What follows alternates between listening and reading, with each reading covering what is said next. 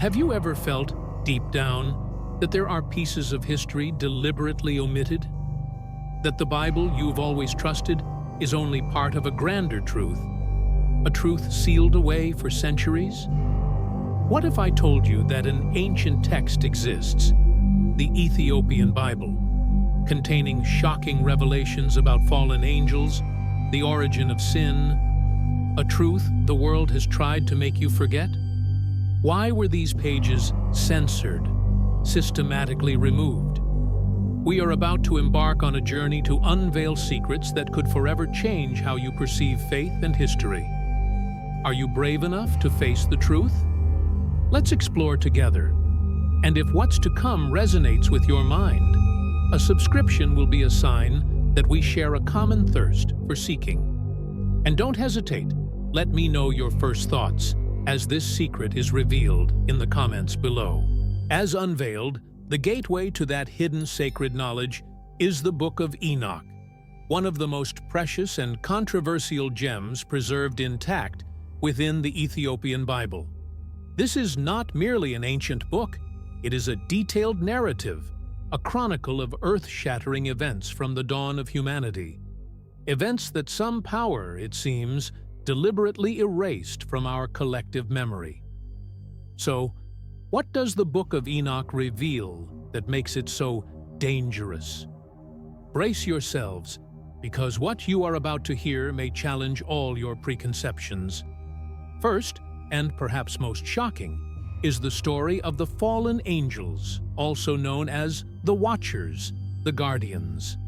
Traditional scriptures only briefly mention a rebellion in heaven, but the Book of Enoch delves deeper, exposing a much rawer truth. These angels, sent to watch over humanity, were tempted by the beauty of the daughters of men. They didn't just fall. They broke their sacred vows, descending massively to earth, living with and fathering children by human women. But that's not all. This unholy union led to the birth of a terrifying hybrid race, the Nephilim, or giants. The Book of Enoch describes them as brutal creatures with extraordinary strength and insatiable greed, who ravaged the earth, causing violence and chaos. Could this be the explanation for the legends of giants found in countless ancient cultures around the world? A question worth pondering. More importantly, the Watchers didn't just bring physical chaos.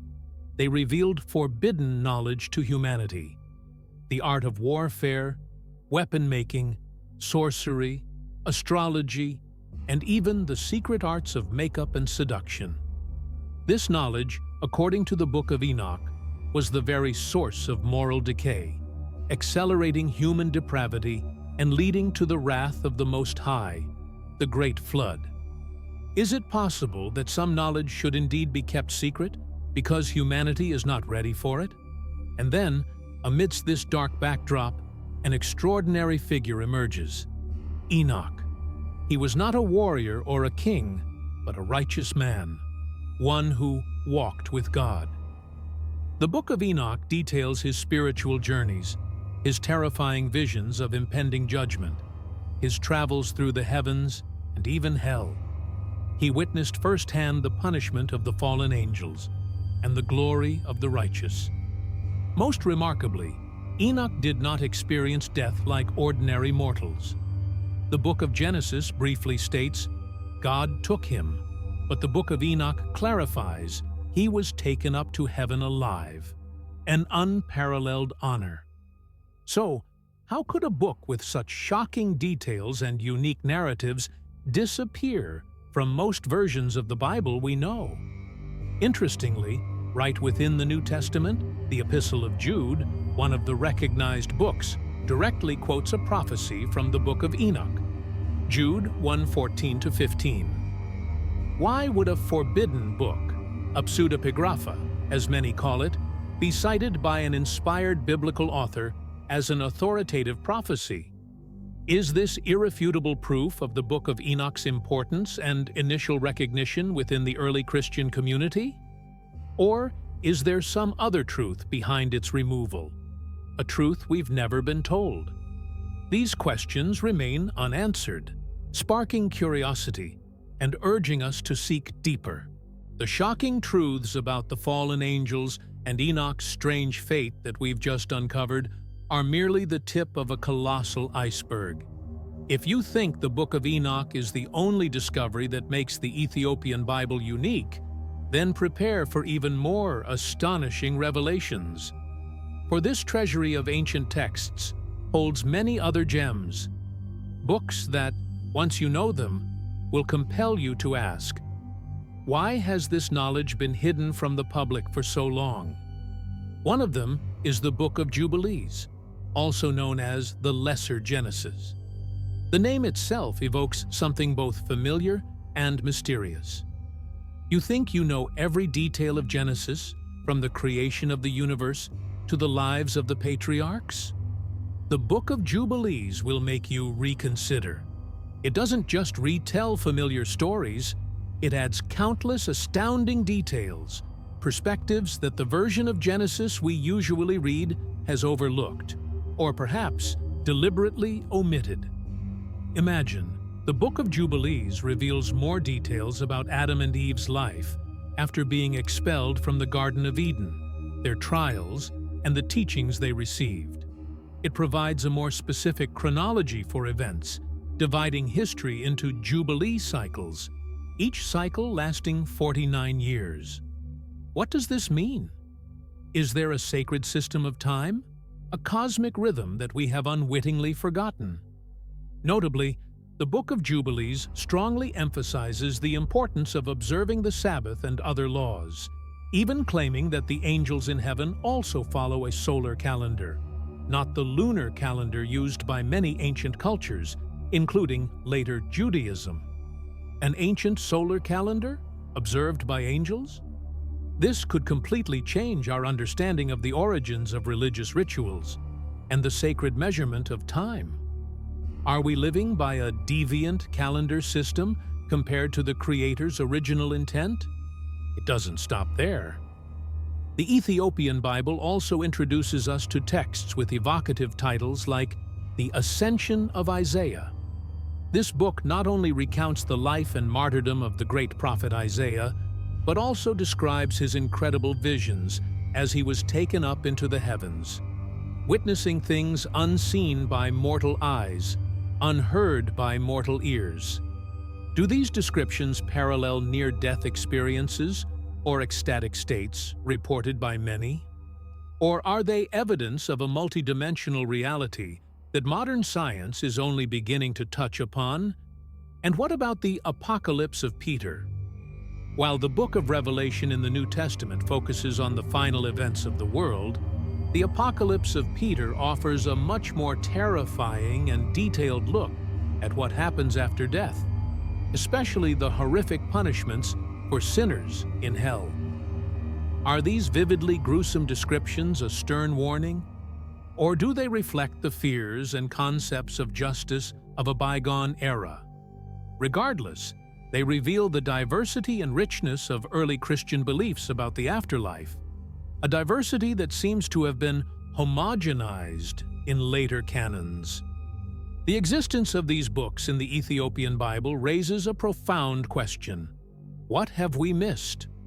What do these stories, teachings, and visions mean for our understanding of God, of salvation history, and of humanity itself? Was their exclusion from the common canon a loss, an impoverishment of faith? Or are there deeper reasons we are about to explore, behind the decision to remove them? Each of these ancient pages is an invitation, a challenge to our current understanding. And the deeper we dig, the more we realize that humanity's spiritual history is far more complex and wondrous than we ever imagined. The stunning revelations from the Book of Enoch, the Book of Jubilees, the Ascension of Isaiah, or the Apocalypse of Peter, texts we've just touched upon, have surely planted a significant question in your mind, an undeniable unease. If these books contain valuable information, unique perspectives, and even sacred teachings, then why? Why were they marginalized, removed from the Bible that billions around the world trust and follow? Was this merely a random selection, a common filtering process? Or is there a more complex story behind it? A story of power, of control, and perhaps even of conspiracies that history has deliberately concealed? To find answers, we must travel back in time to the first centuries AD, when the Christian church was young and in the process of defining its faith and structure. The concept of a biblical canon, an official list of books recognized as the inspired Word of God, did not just appear. It was the result of a process spanning hundreds of years, filled with countless debates, disagreements, and even politically charged decisions. Early church councils, like the Council of Nicaea in 325 AD, or the First Council of Constantinople in 381 AD, are often cited as crucial milestones in establishing the canon. It is said that church leaders of that time set strict criteria. A book had to be written by an apostle or someone close to the apostles, its content had to align with general doctrine, and it had to be widely used among believer communities. It sounds reasonable, but is that the entire truth? Let's dare to ask a more pointed question. Were there other motives, external factors that influenced the decisions of these councils? Was the selection of some books and the exclusion of others an effort to consolidate the power of a certain group, to homogenize faith and silence dissonant voices or interpretations deemed dangerous? The Book of Enoch, with its detailed descriptions of fallen angels and forbidden knowledge, or the Book of Jubilees, with its unique calendar and laws, were they too revolutionary, too challenging for a religious order gradually being established and reinforced? Then came the era of King James I of England in the early 17th century, who commissioned a new translation of the Bible, the famous King James Version. The stated purpose was to resolve religious differences and strengthen royal authority.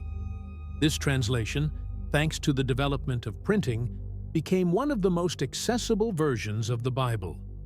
But notably, it also adhered to the canon shaped by earlier councils, continuing to overlook the texts found in the Ethiopian Bible. Was this an invisible purge, a reassertion of the authority of a specific biblical interpretation, discarding what didn't fit the established mainstream? And we cannot ignore linguistic and cultural factors. The Ethiopian Bible is written in ancient Ge'ez, a language few outside the Horn of Africa could access. The relative isolation of the Ethiopian Orthodox Tewahedo Church from major Christian centers in Rome or Constantinople may also have contributed to its literary treasures being less known and widely studied. But was this isolation entirely natural? Or was it also part of a larger picture, where different streams of thought were hindered, confined within their spheres of influence?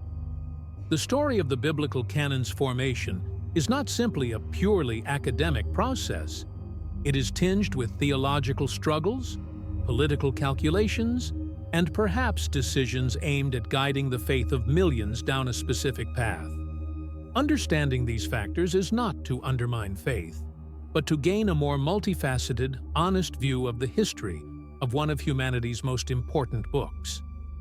And when we do that, the value of excluded texts, like those in the Ethiopian Bible, becomes clearer than ever.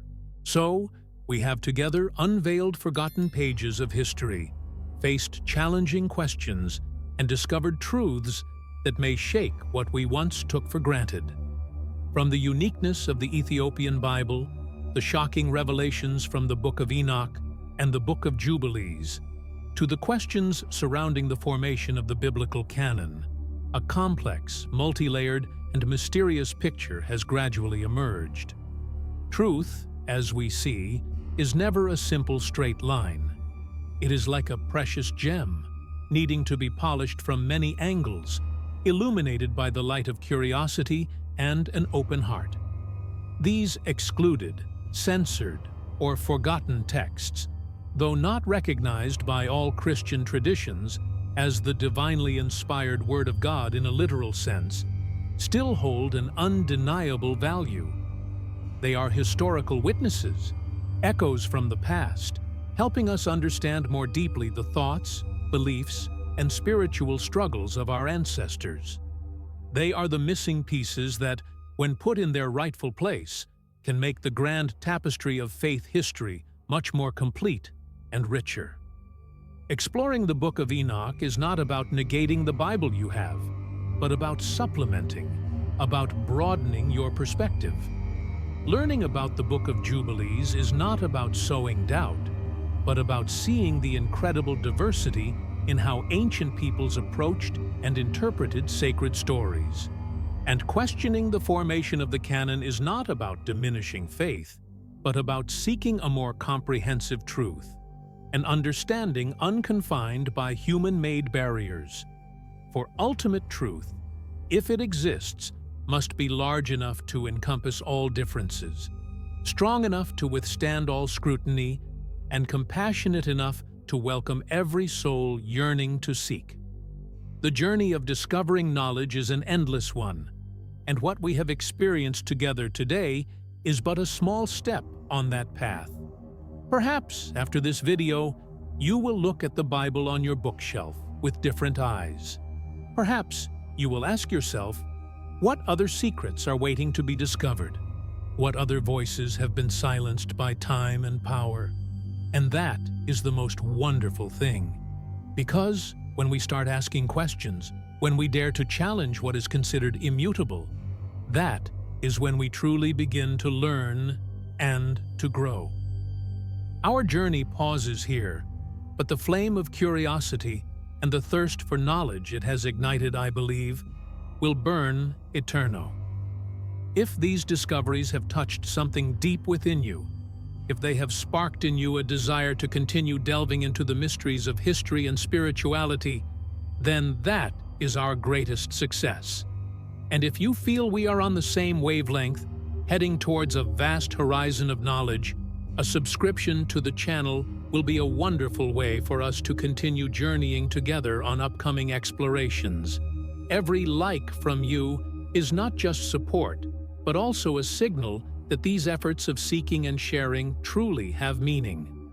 Most importantly, I am very eager to know the thoughts, emotions, and questions stirring within you right now. Don't hesitate to leave a comment below, because true knowledge is born from dialogue, from sharing diverse perspectives. Let us know, which discovery in this video made you pause and reflect the most? And what secret would you like us to unveil together next?